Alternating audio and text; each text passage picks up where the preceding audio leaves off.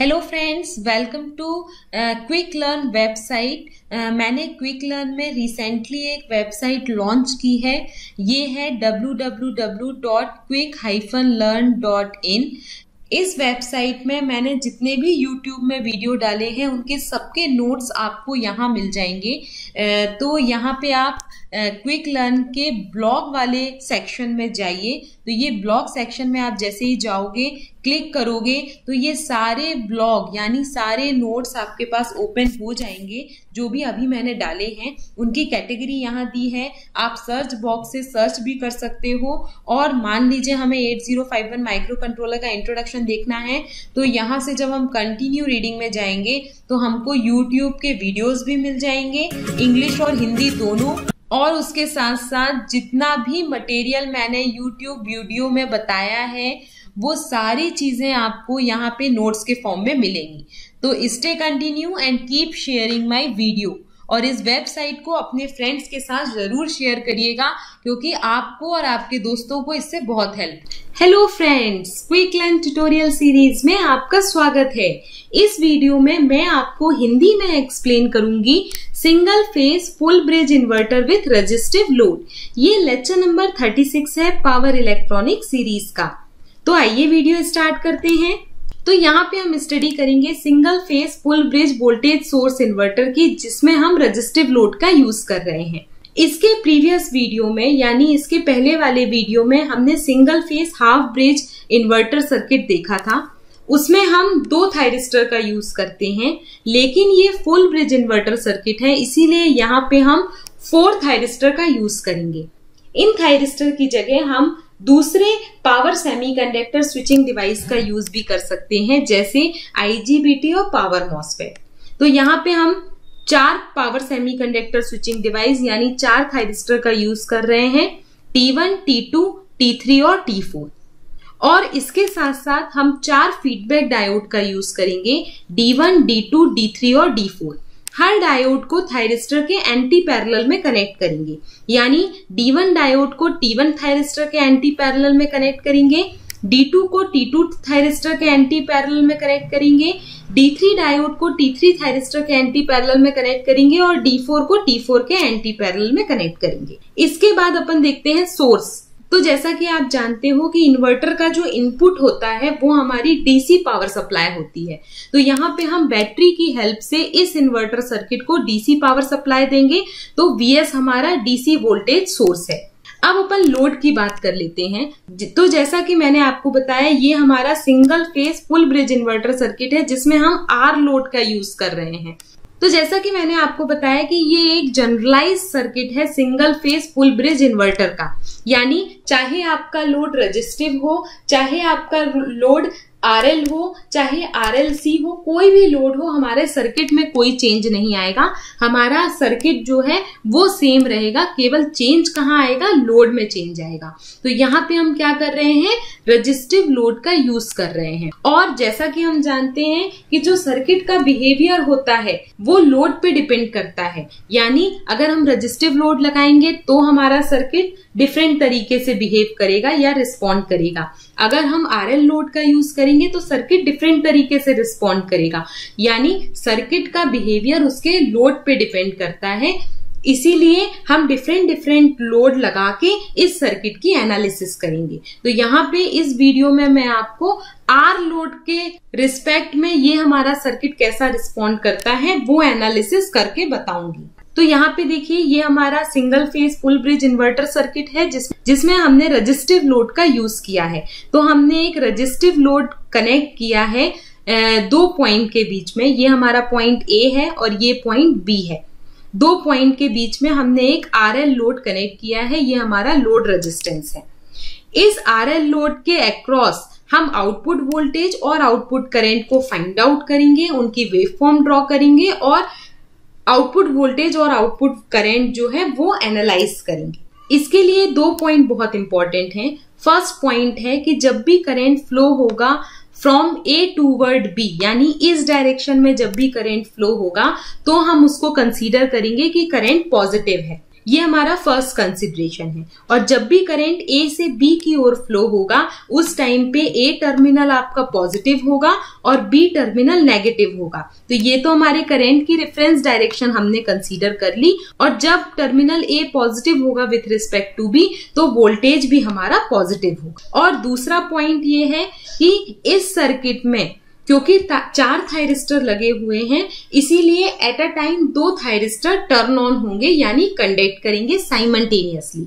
जबकि जो हमारा single phase half bridge inverter circuit था उसमें केवल 2 थायरिस्टर का हम यूज कर रहे थे पूरे सर्किट में और उन 2 थायरिस्टर में से एट अ टाइम केवल एक ही थायरिस्टर कंडक्ट करता था। लेकिन यहाँ पे 4 थायरिस्टर लगे हैं इसीलिए चारों में से 2 थायरिस्टर सेम टाइम पे कंडक्ट करेंगे। तो आइए अब इस सर्किट की वर्किंग देख लेते हैं।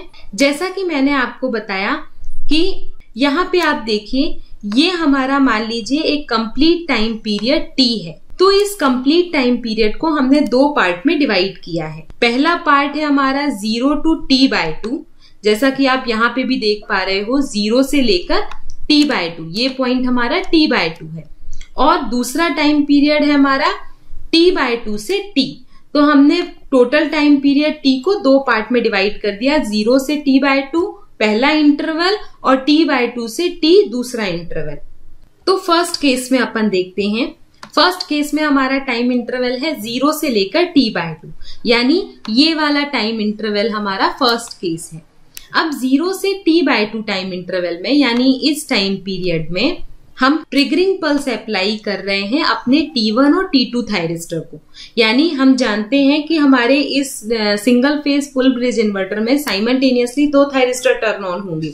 तो हमें 2 थायरिस्टर को टर्न ऑन करने के लिए दोनों में गेट पल्स अप्लाई करनी पड़ेगी।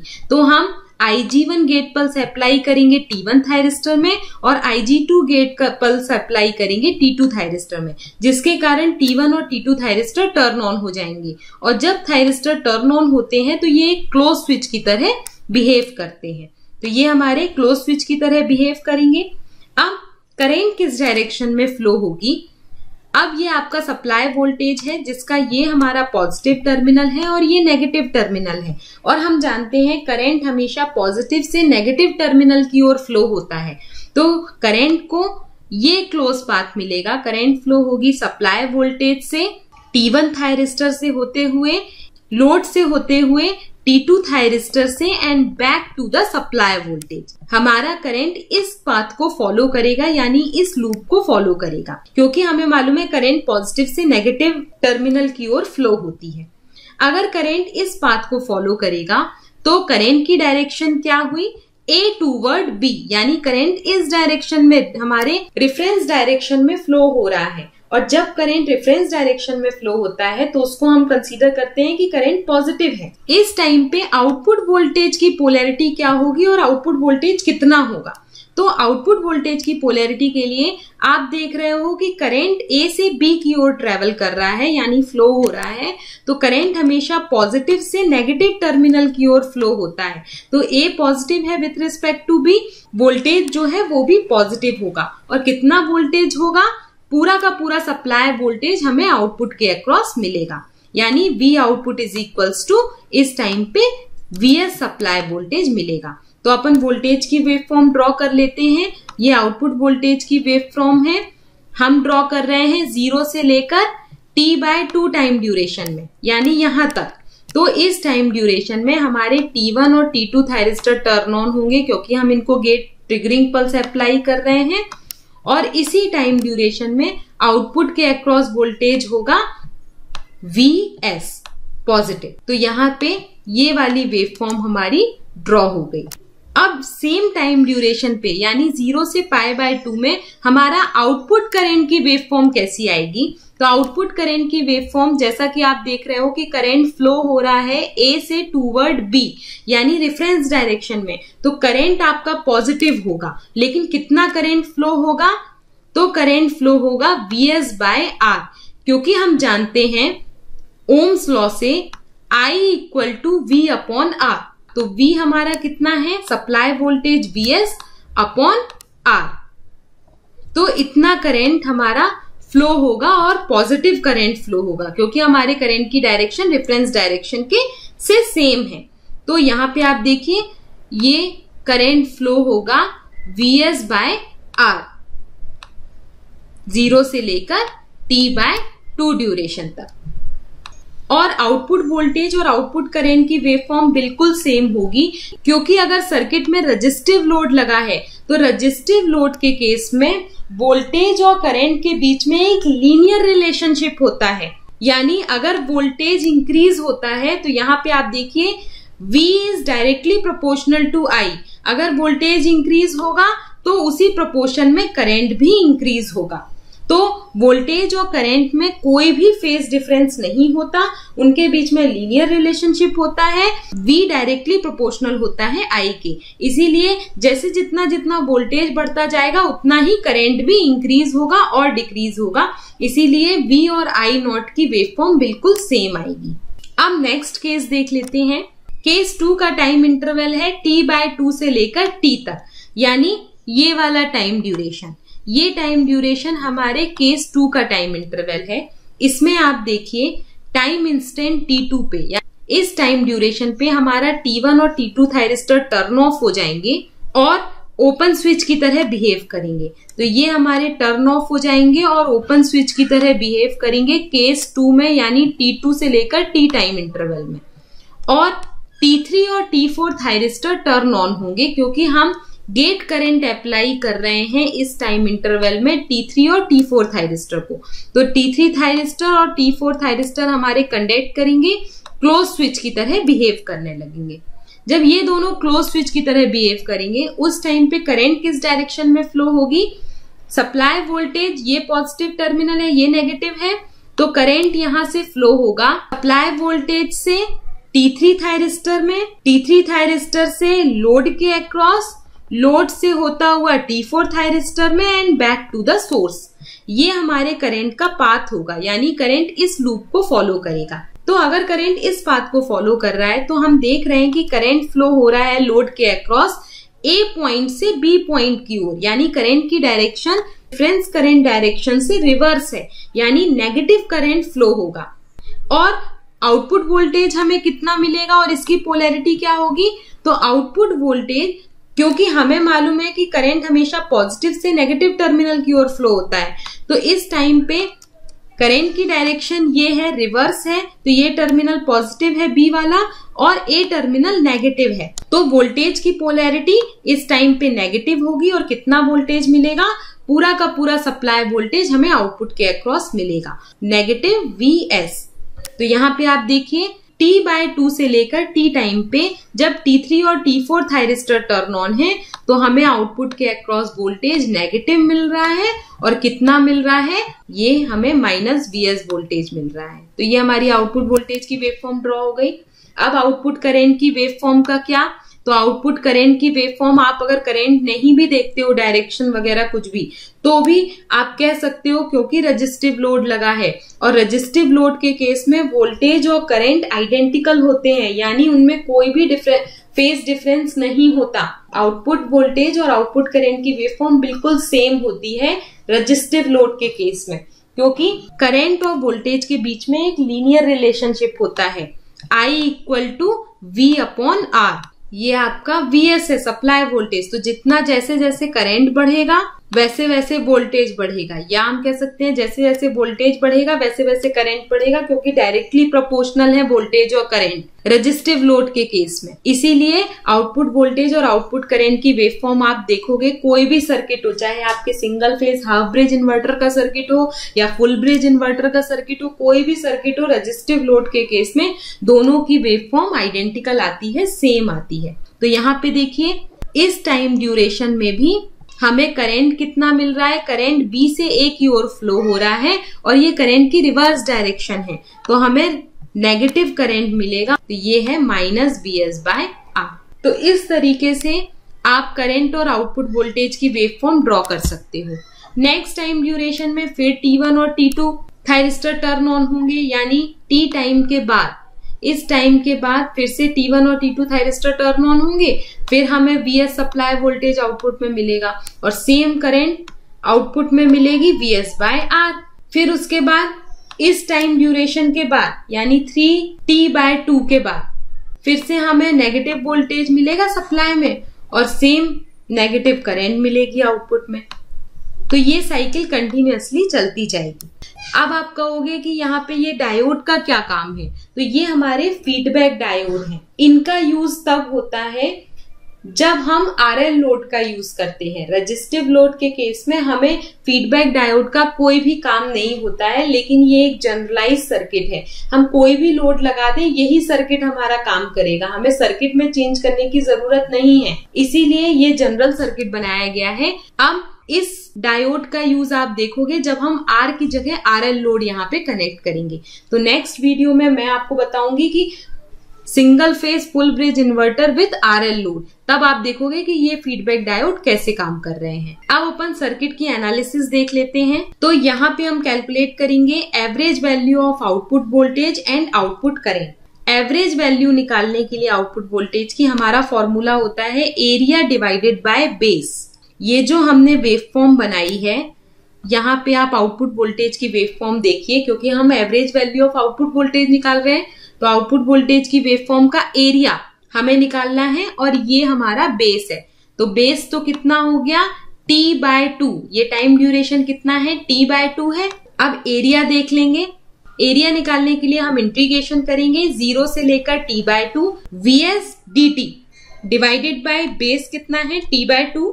अब इसको सॉल्व करेंगे तो ये आ जाएगा 2/T VS integration 0 to T/2 dt। अब इसका इंटीग्रेशन करोगे तो आपका क्या आएगा, इसको इंटीग्रेट करोगे तो आपका आएगा T/2। तो यहाँ पे पूरी वैल्यू आ जाएगी 2/T VS multiplied by T/2। तो ये 2 और 2 कैंसिल हो जाएंगे, ये T और T कैंसिल हो जाएगा, हमें आंसर मिलेगा VS। तो एवरेज आउटपुट वोल्टेज क्या आ जाएगी VS, सप्लाई वोल्टेज के इक्वल। तो इस तरीके से हम एवरेज आउटपुट वोल्टेज कैलकुलेट कर लेंगे। किसी की भी एवरेज आउटपुट वोल्टेज आप इस फॉर्मूले की हेल्प से कैलकुलेट कर सकते हो। अब अपन को फाइंड करना है average value of output current, I not average. तो ये फाइंड करने के लिए सीधा फॉर्मूला है, अपन को मालूम है I इक्वल टू V/R होता है। यहाँ पे हम V क्या रखेंगे, हम कैलकुलेट कर चुके हैं average value of output voltage. तो आउटपुट वोल्टेज की एवरेज वैल्यू हमारी कितनी आई VS, R as it is दिया है, तो ये हमारा average value of output current आ गई। तो इस तरीके से हमने आउटपुट वोल्टेज और आउटपुट करंट की एवरेज वैल्यू निकाल ली। अब हमें फाइंड करना है RMS value of output voltage and current. तो आरएमएस वैल्यू क्या होती है, रूट मीन स्क्वायर वैल्यू। तो रूट मीन स्क्वायर कैसे निकालेंगे, तो उसके लिए ये जो आपने एवरेज वैल्यू निकाली थी उसका रूट और स्क्वायर कर लीजिए। एवरेज तो हमने मीन तो निकाला ही हुआ है, समझ में आ रहा है ना। देखिए अब हमें निकालनी है RMS value of output voltage. RMS value क्या होती है, रूट मीन और स्क्वायर। तो मीन मतलब एवरेज वैल्यू हम फाइंड आउट कर चुके हैं पहले, यहाँ पे हमने एवरेज वैल्यू निकाली। तो एवरेज वैल्यू निकालने के लिए हमारे पास V आउटपुट का एवरेज ये है, इसका हम रूट कर दें और स्क्वायर कर दें तो हमारी रूट मीन स्क्वायर वैल्यू निकल आएगी। तो यही हमने यहाँ पे किया है, हमने ये पूरी वैल्यू जो एवरेज निकाला था यानी मीन निकाला था उसकी वैल्यू ले ली हमने, ये इसका हमने रूट कर दिया और V का हमने स्क्वायर कर दिया। तो ये हमारी रूट मीन स्क्वायर वैल्यू निकल आएगी। इसको जब आप सॉल्व करोगे तो इंटीग्रेशन से इतना पार्ट बाहर आ जाएगा, इसका हमें इंटीग्रेशन करना है। तो इसका इंटीग्रेशन क्या होता है, T/2 आएगा आपका। T/2 आएगा तो ये कैंसिल हो जाएंगे, 2 T कैंसिल हो जाएगा इससे, V² S का रूट, तो ये आ जाएगा VS। तो इसकी आरएमएस वैल्यू भी आपकी VS आ जाएगी। अब RMS value of output current IRMS equal to VRMS/R। तो VRMS कितना है, ये VRMS है अपॉन R, तो ये आपकी आउटपुट करंट की आरएमएस वैल्यू आ गई। तो इस तरीके से हम आउटपुट वोल्टेज और आउटपुट करंट की आरएमएस वैल्यू, एवरेज वैल्यू सब चीजें फाइंड कर लेते हैं और ये कंप्लीट एनालिसिस है किसी भी सर्किट की। नेक्स्ट वीडियो में मैं आपको बताऊंगी single phase full bridge inverter circuit with RL load. तो इसी टाइप के और वीडियो देखने के लिए मेरे साथ बने रहिए। मेरे चैनल को लाइक करिए, सब्सक्राइब करिए और फ्रेंड्स के साथ जरूर शेयर करिए। और अगर आपको इनके नोट्स चाहिए हो तो आप मेरी वेबसाइट में विजिट करिए, जहां पे मैंने बहुत सारे सब्जेक्ट्स के नोट्स अपलोड कर दिए हैं और धीरे धीरे मैं और भी नोट्स अपलोड करती जा रही हूं। तो वहां से आपको इनके नोट्स मिल जाएंगे। और इसके साथ साथ मैंने अपनी वेबसाइट में बहुत सारे एमसीक्यू क्वेश्चन की सीरीज, गवर्नमेंट सेक्टर के प्रीवियस ईयर क्वेश्चन पेपर्स डाले हैं, वो भी आप देख सकते हो, जो आपके कॉम्पिटिटिव एग्जाम्स में बहुत हेल्प करेगा। तो stay connected, keep watching and keep visiting my website. Bye bye.